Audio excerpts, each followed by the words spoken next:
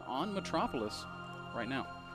That is correct, Ben. As you mentioned, HwangSin had a rough start of this season. He's 0-2, lost against Chef and Bishu, lost in the PvP series against Bishu. Was a really close one though. TargA is 1-2. TargA had a rough start as well, as he lost in the first week against Vibe. And then, well, which he was quite vocal about, how he felt about that loss. And then in the following week, he lost against another North American Zerg. He lost against Chef, but last week he did win. So TargA, well, maybe he can carry over some momentum, man. If he opens up the season with 2-2, it's quite fine once more. I do think TargA's going to win here, Kevin. He's the guy I chose to take this series. Did you make a prediction for this one? Yes, I made the similar prediction, Ben. Actually, Ben and me made predictions separated of each other, so we don't know what we predicted today. But yes, I predicted TargA to take this series as well, even though it was one that I'm not 100% convinced about, because I can see HwangSin pulling off some crazy strategies and surprising / maybe even upsetting TargA, even though a few months ago nobody would have said HwangSin beating TargA as an upset. But I don't know. I think TargA is going to take it, Ben. If you take a look at these spawning positions that we have over here, spawning locations, I like it a lot for TargA. I think this is a fantastic position for Zerg to start dropping Protoss, because if there's so much surface area to drop in the main base.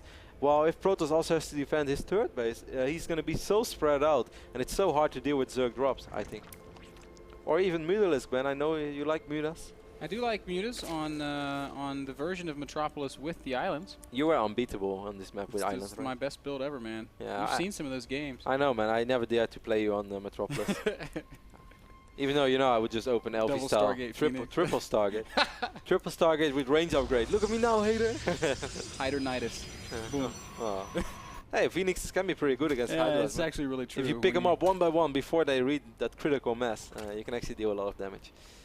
Spawning pool went down for TargA already. Benny's trying to drop that hatchery, but HwangSin doing a pretty good job so far in blocking it. But now the probe took a little bit too much damage, as we had an observer in the game apparently. Who was gonna leave. This game is not live, just like Oz vs. Yama's not live. I'm not. Do we have a live game tonight, Ben? Because I believe we don't. I think MC versus TargA was played earlier today. So Yeah, no, so I guess not, Kev. Okay. As sad as it makes me to say. No, I mean, I don't think it's sad. As long as the games are fresh, that's the most important thing. Of course, it's season 1 and 2. You guys have been very vocal about NASL, yeah, just being quite far behind. Games were played 3-4 weeks in advance, and then just kind of loses the touch. It also loses something for players, Ben, because players like to watch professional leagues as well. But if you see your own game you played a month ago, it's kind of hard to still relate to the feeling how you felt that day and whatnot. So. Our broadcasts are always live, of course, and we try to keep the games as fresh as possible. But we have to be cooperative with the players as well, since, I mean, this is just a crazy tournament season we're in right now, and players are just traveling all around the globe 24/7. For the most part, every game we broadcast here at the North American Star League is no more than 24 hours old. Occasionally we'll get one that's 2 or 3 days old, but very, very super seldom. As we do see a very standard opening for TargA. Fast 3 hatcheries, no gas just yet. And HwangSin, what is he up to? He's going to wipe in his cybernetics core band. So far, everything quite standard. TargA is going to bring his overlords in position. So I can imagine him sacrificing 1 or 2. Of course, HwangSin had a reputation for being quite a fan of 2-base all-ins. There's nothing wrong with that. A lot of Protoss players love him.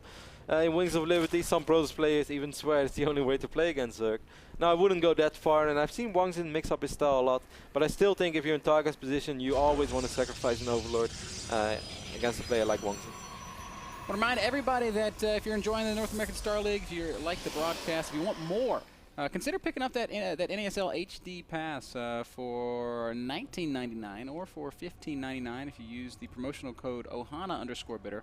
$14.99 if you use NASL TV _Roddy. That's not true. Roddy's only gives you $3 off. No, it's not. Mine gives you $5 off. No, I will send all those people $2, man. On PayPal. Okay, with that I can't speak to that.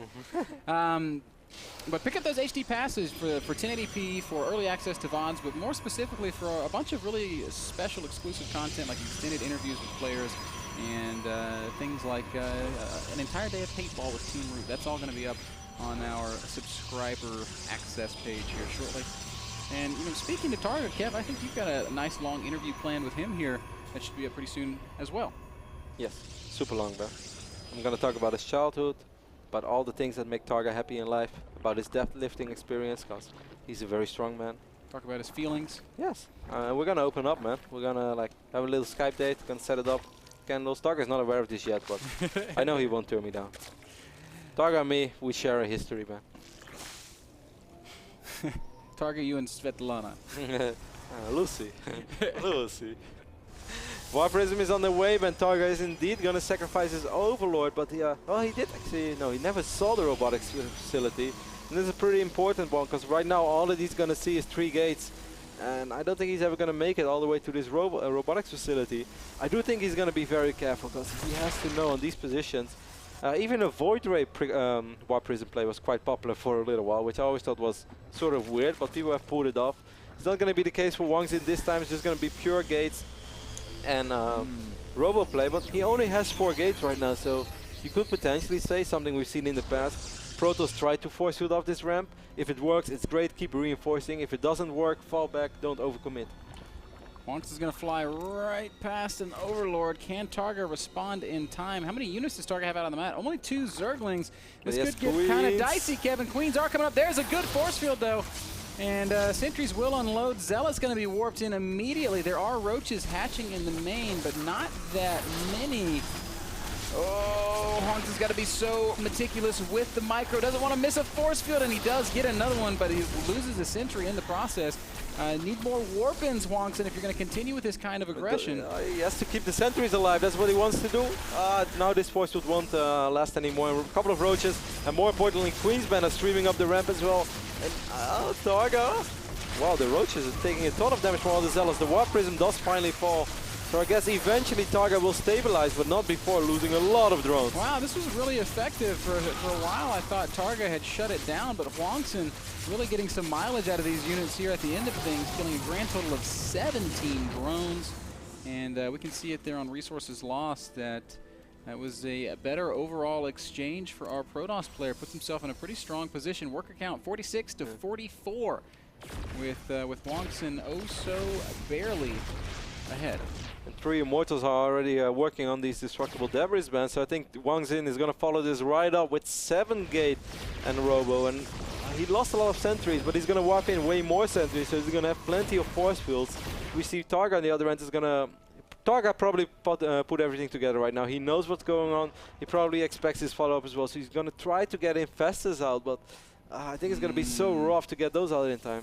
Yeah, getting Infestors out is a bit of a long shot, but what he has done nicely is he's set up his infrastructure. He's got 4 hatcheries. He did rebuild drones pretty quickly. He's up to 55 drones. That's a workable number, but the real question, can he produce enough units in time? Maybe if you could force a fight with a couple of Zerglings like Hyundai way before this Immortal Sentry army really arrives. But that's not going to be the case. He is making links right now, Ben, but HwangSin is so close already. This pro tried to drop a pylon on creep. Does not work, man. TargA's creep spread really going to help him here, as it will force HwangSin to fight on top of this creep. There is no observer with this. And, oh, TargA's got to be so careful about how he chooses to engage there. Force fields do go down. They're not perfect force fields, but maybe good enough as they cut off a lot of roaches, and these Immortals are going to just hammer away at these armored roaches, doing so incredibly much damage. The sentries are quite exposed right now, Ben, and HwangSin starts losing a lot of sentries. 1 Immortal is running a little bit low on HP as well. He could always save them with the Warp Prism if he really needs to, but the Stalker count is so high right now, and Infestors are just never going to get into play. HwangSin didn't do that perfectly, but it seems like it's good enough. Yes, sir, it will be good enough. TargA has given up his natural at this point, and HwangSin continues to march forward. This hatch is going to fall. Some Lings and some Roaches going to stream in from the back, but it's not going to matter. When a Protoss player has this position with this many units, there is very, very little Zerg can do to stop him. Yeah, certainly with just Roaches, man. Warp Prism takes a lot of damage and will fall, but something that won't fall is this Stalker Immortal ball over here from HwangSin. TargA GG's, and HwangSin takes the first map on Metropolis. Well played, HwangSin, with some Warp Prism harass into the big Immortal push. Nice, strong transition as he does go up 1-0.